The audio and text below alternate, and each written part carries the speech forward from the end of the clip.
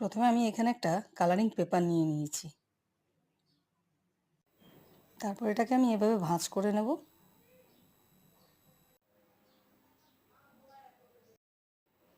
ভাঁজ করার পর এবার কাঁচির সাহায্যে আমি এটাকে কেটে নিয়েছি।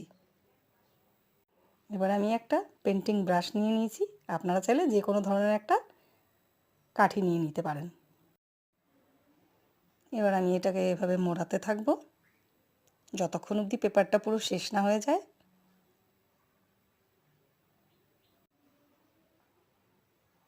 পুরোটা আমাদের মোড়ানো হয়ে গেছে।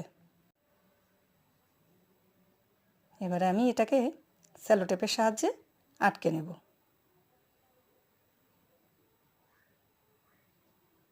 এভাবে আটকে দিলাম।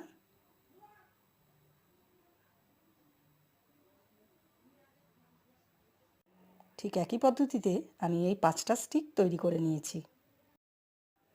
এবার একটা গোলাপি রঙের কাগজকে আমি কেটে পাপড়ির আকার দেব।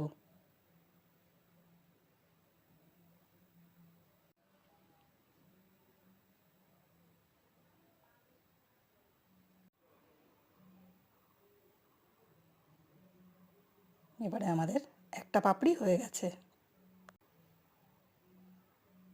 এভাবে করেই আমি 5টা পাপড়ি বানিয়ে নিয়েছি।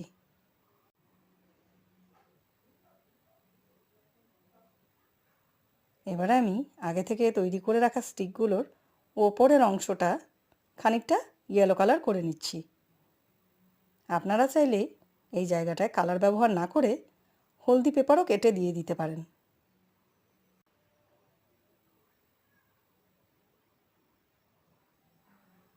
এবার এটাকে আমি শুকোতে দিয়ে দেব। একইভাবে আরেকটা স্টিক করে নিচ্ছি।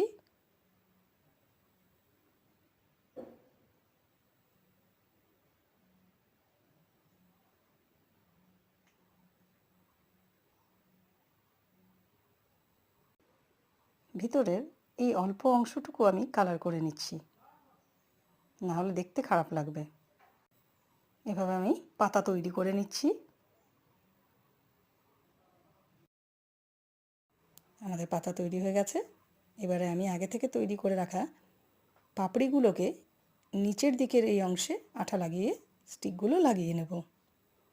এইভাবে ফোল্ড করে এখানটায় গ্লু দিয়ে আমি আটকে নিচ্ছি। এবারে পাতাগুলো লাগিয়ে নিচ্ছি। এবারে জেল পেপার নিয়ে নিয়েছি। ছোট্ট একটা ফুলদানি আমি রেডি করে নিচ্ছি। আপনাদের যদি ফুলটা পছন্দ হয়ে থাকে তাহলে অবশ্যই আমার এই চ্যানেলটাকে সাবস্ক্রাইব করুন।